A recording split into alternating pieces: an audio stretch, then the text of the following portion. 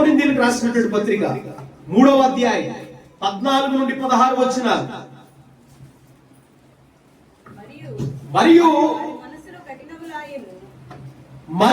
వారి మనస్సులో కఠినములాయెను కనుక నేటి వరకును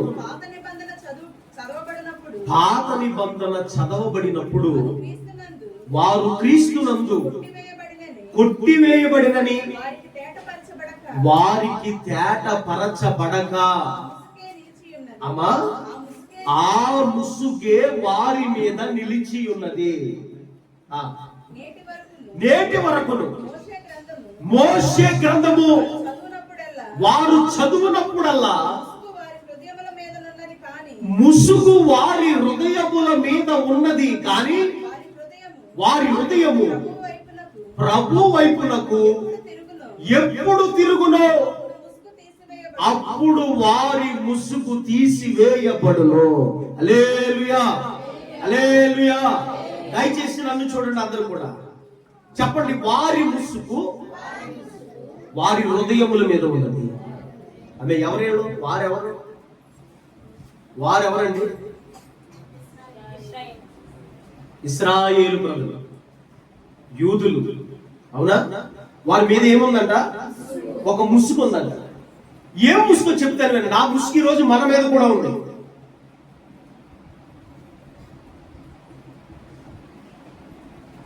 పాత నిబంధన యొక్క ముసుగు, మోషే ధర్మశాస్త్రం యొక్క ముసుగు ఈనాడు చాలా క్రైస్తవ సంఘాల మీద కూడా ఉంది ఈ ముసుగు. ఏమన్నా తెలుసా? వారిలో ఉన్న ముసుగు ఏంటంటే, ఇశ్రాయేలు ఉన్న ముసుగు.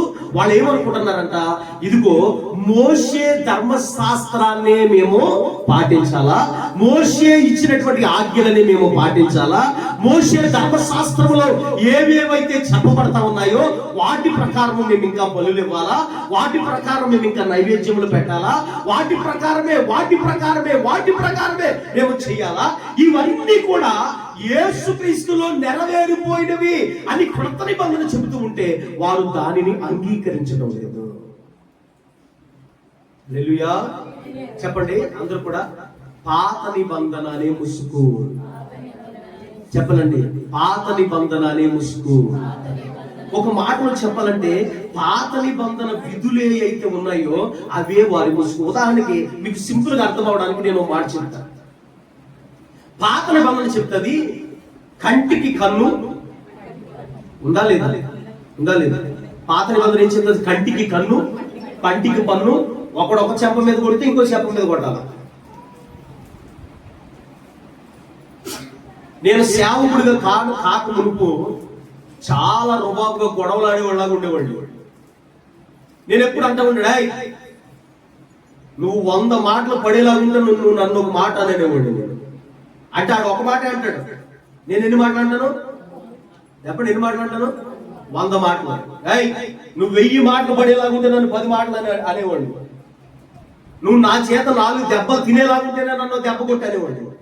అంటే ఇదంతా ఏ బుద్ధి? ఇదంతా ఏ బుద్ధి? పాత నిబంధన బుద్ధి. అవును కదా? అర్థమైతే నేను చెప్పిన మాట చాలా మందికి అర్థమైపోతుంది. గుడారం ఖాళీ అవుతున్నట్టుంది. దేవుని స్తోత్రం కలిగిన. హల్లెలూయా. గుడారం ఖాళీ అవుతుందా? వెళ్తున్నాడా బయటకు మెల్లగా? దేవుని స్తోత్రం కలిగిన. హల్లెలూయా. ఏంటిది? పాత నిబంధన బుద్ధి, పాత నిబంధన ముసుగు. మీకు కళ్ళకు కట్టినట్టుగా కనబడాలంటే ఇశ్రాయేలు ప్రజలు నేటికి కూడా ఆ ముసుగులోనే ఉన్నారు. ఏ ముసుగులో ఉన్నారండి? పాత నిబంధన ముసుగులోనే. అందుకనే వాళ్ళ మీద చిన్న ర్యాకెట్ పట్టి ఊరుకోరు. ఏం చేయరు? ఊరుకోరు. చిన్న మిసైల్ పడినా ఊరుకోరు. వాళ్ళ భూభాగం కొంచెం దొంగిలించబడినా ఊరుకోరు. వాళ్ళ ప్రజలకి, పౌరులకి ఏమైనా చిన్న ఆపద జరిగినా, చిన్న ప్రమాదం జరిగిన వాళ్ళు ఊరుకోరు. వెంటనే యుద్ధాలు ప్రకటిస్తారు. అవతలోడు నోరు మూయించేస్తారు. వాడు చేసింది పావల నష్టం ఏళ్ళకైతే మొత్తం ఆయన మొత్తం సర్వనాశనం చేసేస్తారు. ఎవరు చెప్పాలండి? ఎవరు చెప్పండి. ఉందా ఆ ఆత్మ? గుర్తు పెట్టుకోవాలా?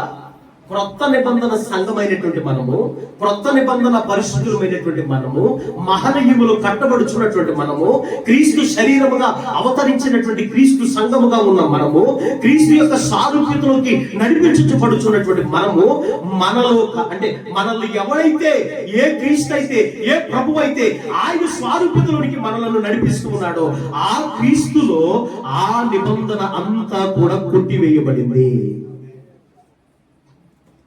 నువ్వు బలులు ఇవ్వాల్సిన అవసరం ఇప్పుడు ఉందా? ఉందా? చెప్పనండి, ఉందా? చాలా భయంకరమైన పరిస్థితి. కొన్ని సంఘాల్లో నేటికి కూడా యేసుక్రీస్తుని దేవునిగా అంగీకరించేటటువంటి వాళ్ళు లేరు. ఆయన ఇంకా ప్రవక్తగానో, దేవుని యొక్క కుమారుడుగానో, లేదా దేవుని కంటే ఒక మెట్టు తక్కువగానో, అంటే ఈ ఆలోచనలన్నీ కూడా ఎక్కడి నుంచి వచ్చినాయి తెలుసా? ఎందులో ఉన్నాయి? పాత నిబంధన. ఈ పాత నిబంధన ముసుగు ఆ ఇశ్రాయేలీయులు వేసుకుని ఉన్నారు కాబట్టి, వాళ్ళ మీద లోతు ఆత్మ ఏలుబడి చేస్తా ఉన్నది కాబట్టి వారు నిత్య జీవాన్ని కనుగొనలేకపోయారు.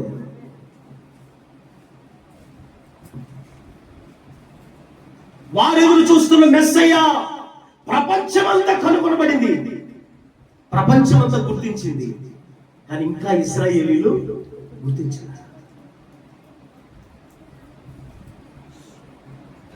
హల్లెలూయా, హల్లెలూయా.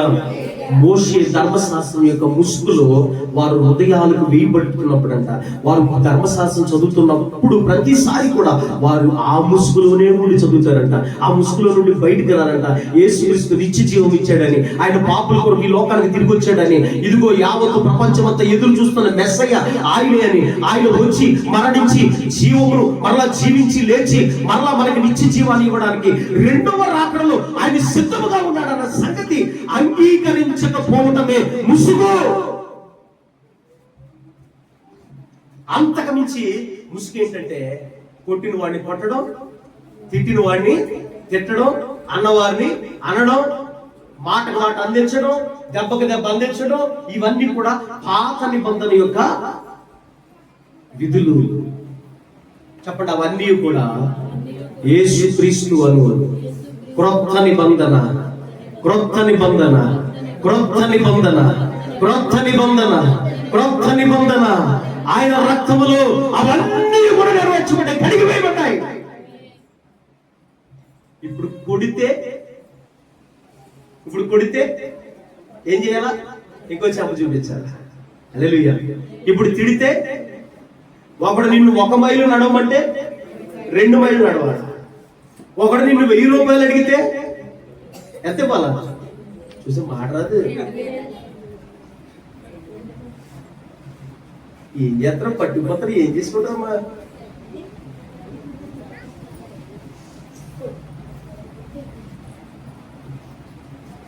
మన మీద కప్పిన వస్త్రం కూడా రాదు మనతో, అవునా?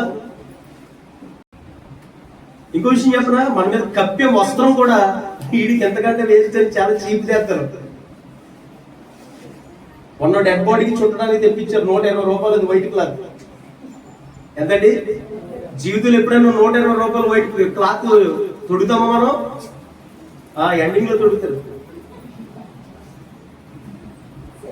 అర్థమవుతుందా? ఏం పడికెళ్ళిపోతారు? ఏం సాధిస్తారు? ఆ పాత నిబంధన ముసుగు తొలగించబడును గాక. చూడండి, మత్తయి సువార్త